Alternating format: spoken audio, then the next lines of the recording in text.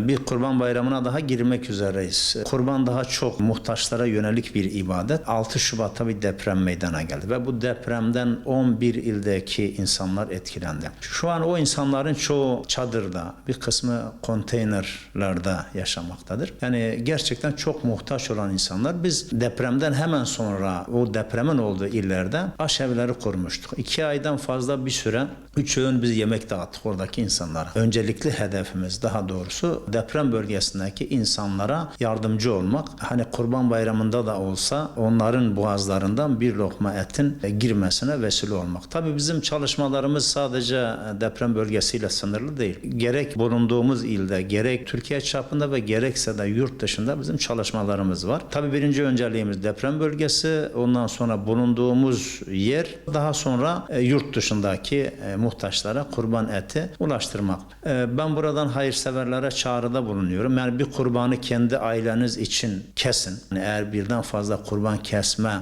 imkanınız varsa birden fazla kestirin. Biz aracı olmaya hazırız. Hem deprem bölgesindeki hem de yurt dışındaki muhtaçlara kurban eti dağıtabilelim.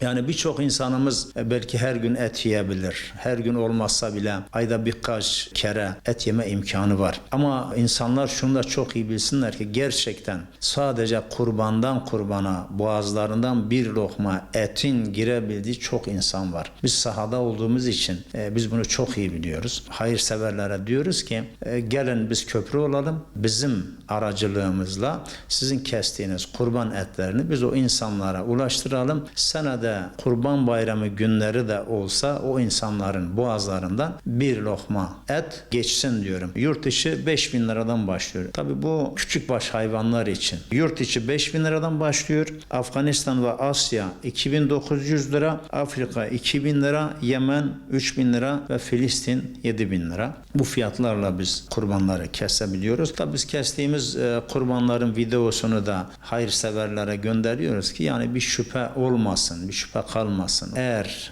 hayırseverler kurban kestirmek istiyorlarsa biz onların kestirdiği kurbanın etini muhtaçlara ulaştırmaya hazırız. Allahu Teala şimdiden onların kestiği kurbanları kabul etsin ve onlar için cennet vesilesi kılsın.